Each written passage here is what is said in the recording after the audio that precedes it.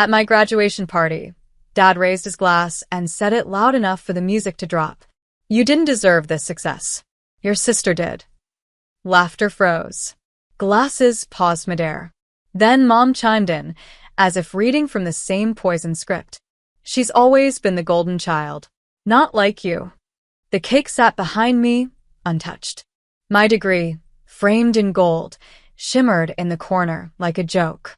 I stood there, holding the glass they gave me, a toast meant to honor me, while they turned my moment into a public rejection. So I smiled, raised my champagne, and said, clear and proud, Great. then she can pay her bills too. Gasps rippled. My sister choked on her drink. My name is Naomi, and from wherever you're watching this, stay with me. Because have you ever realized, in the middle of a celebration, that your entire life was built on proving yourself to people who never planned to love you right? They didn't clap for my acceptance letter. They didn't show up at my thesis defense. But they came to the party. For the photos. For the credit.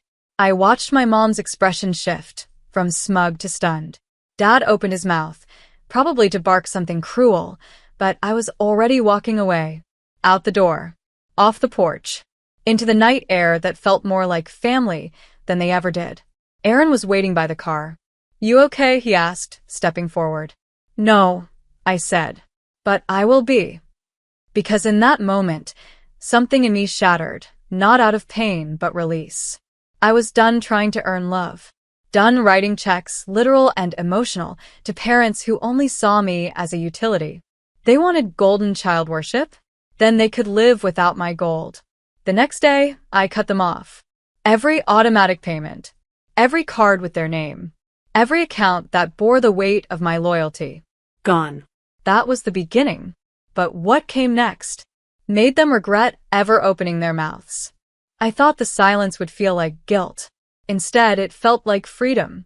No more daily transfers to cover their mortgage. No more emergency payments for my mom's cosmetic procedures. No more, it's just until your sister gets on her feet, lies. They didn't know I'd been holding up the scaffolding of their lives for years. And now I'd let it fall. 3 days later, my sister texted. Mom's card isn't working. Did something happen?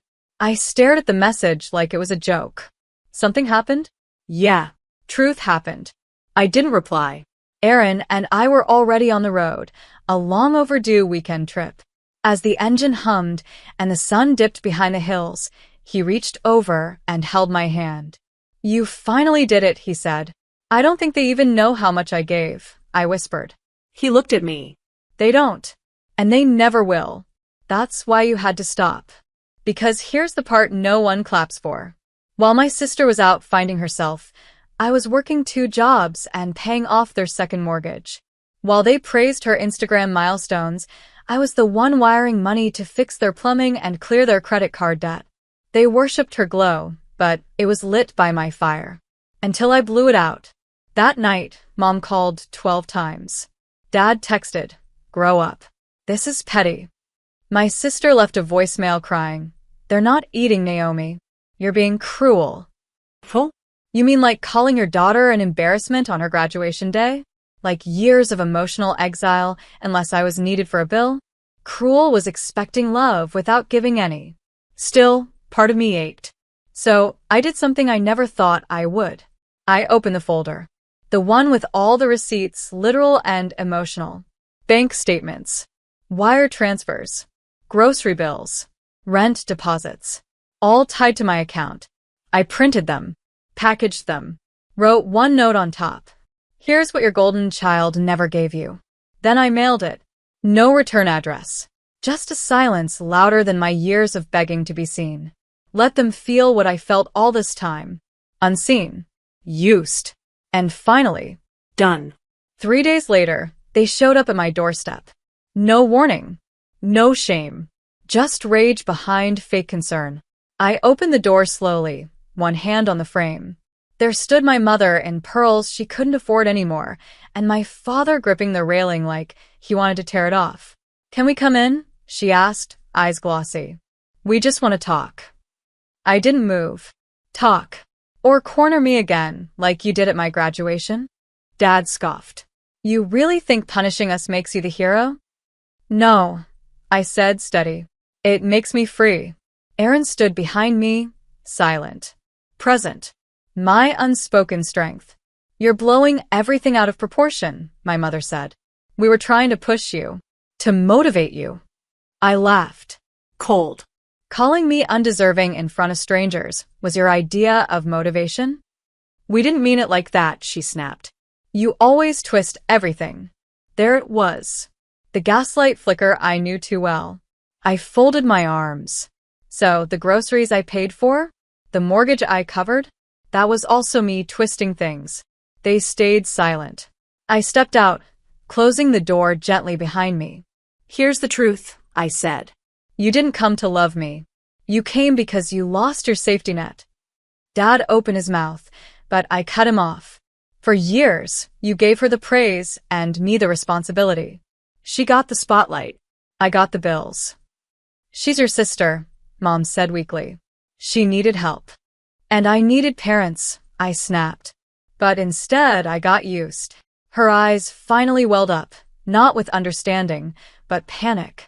Because for the first time, their meal ticket had teeth. Then Dad stepped closer. What do you want, Naomi? Money? An apology? To be the favorite. I looked at him like he was the stranger he always acted like. I want you to live without me, I said. His face fell. And then, I handed them something. A folder. The same one I mailed. This is everything I ever gave you. Every dollar. Every sacrifice. Every time I paid your rent while you called me a disappointment. I walked back inside, leaving them standing in the quiet.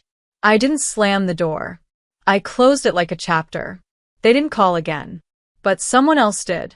My sister. And what she said turned everything I thought I knew upside down. Her name flashed on my screen at 2:14 a.m. Maya, sister. I stared at it, thumb hovering, heart thudding in my throat. Then I answered. Naomi. Her voice was wrecked, like she'd been crying for hours. I didn't know. I swear to God, I didn't know it was all you. I didn't respond. I just listened. I thought Dad was helping you, she said. He told me you were doing fine. That you married rich. That he was carrying you. I let out a breath that sounded almost like a laugh. Is that what he said? I didn't know they were living off you. That you were paying for everything while I was... God, I was shopping like an idiot. Maya, I said, my voice sharp but calm. You didn't ask. You didn't care. Silence. Then, you're right. The words cracked something in me, because I'd never heard them before. Not from her. I was jealous of you, she whispered. All those degrees, the house, the husband who actually shows up. I wanted to believe you were privileged, that you had it easier, because admitting you worked harder made me feel like crap. My throat tightened. But Naomi, she continued, you weren't just the strong one. You were the only one. That silence between us wasn't empty. It was full of years. Of comparison. Of buried rage. And for the first time, it broke. She said, they're freaking out. Mom's trying to get loans. Dad's pretending nothing's wrong, but he's calling every day asking what to do. Let them figure it out, I said. I know. I want to tell you something. I sat up straighter. I got the folder, she said. They left it on the kitchen counter. I read every line. Every receipt. Every transaction. Her voice cracked again. And I just want to say, I'm sorry. For being blind. For letting them pit us against each other. For not seeing you. Tears blurred my eyes. Then she added, softer now. I don't want your money. I just want to start over. As sisters. If you'll let me. I sat there in the dark, the ache in my chest shifting.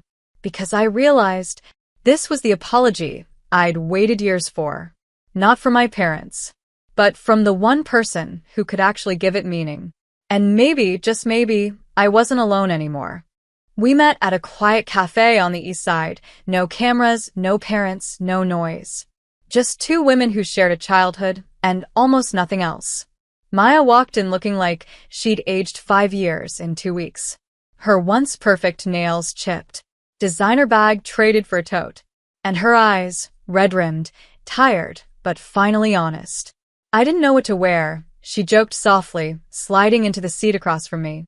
Didn't want to look like a parasite. I let out a small laugh. Not forgiving, not cruel. Just tired. She reached into her bag and pulled out a thin notebook. What's that? I asked. She pushed it toward me. The money. I calculated it. What I spent. What I owed. What Mom and Dad used in my name. I flipped through it. She'd written it all out by hand. Every dollar. Every gift. Every lie. I want to pay you back, she said. Even if it takes me 10 years. I closed the notebook.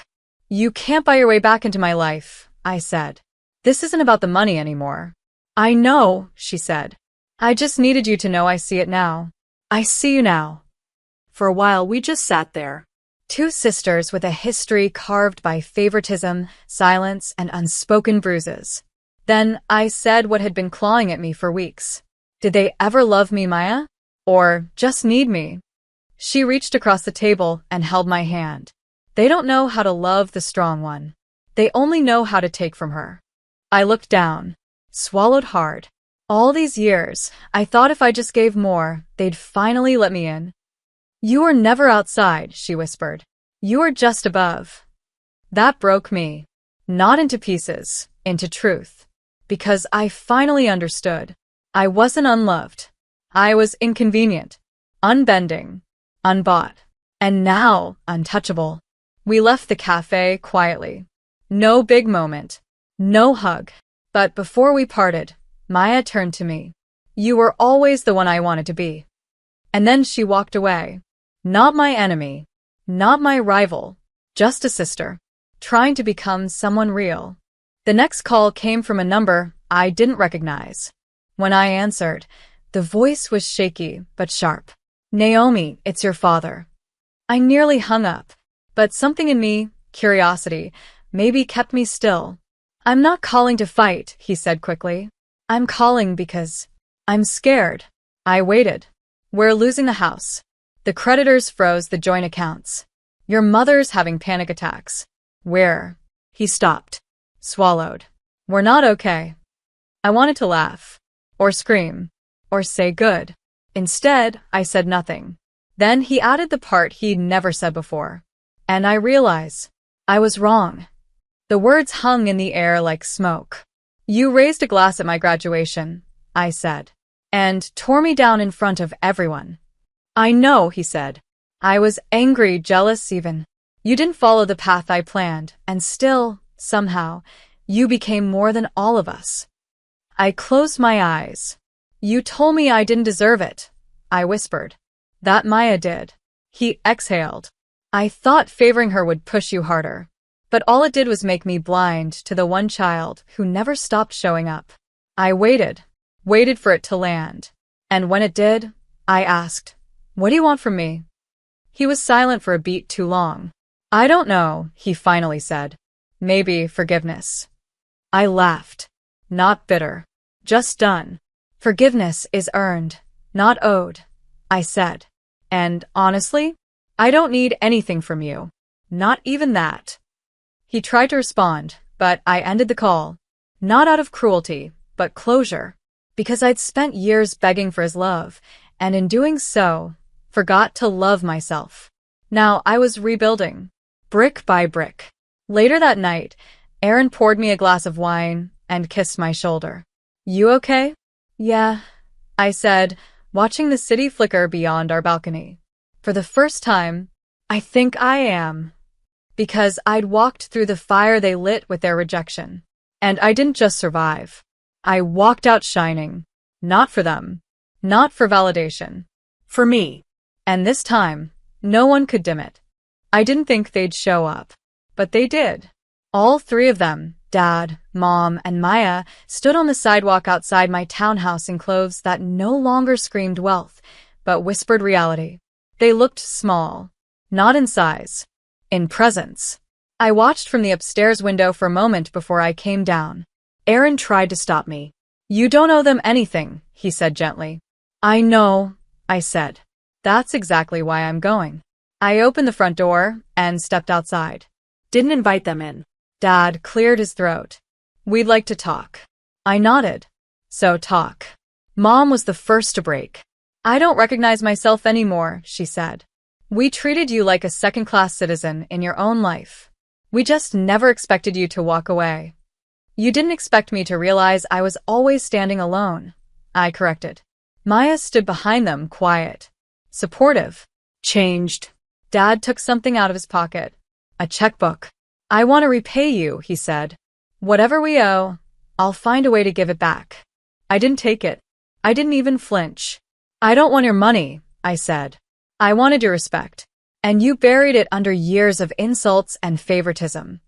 He nodded. Not proud. Not defeated. Just human. We're selling the house, he said.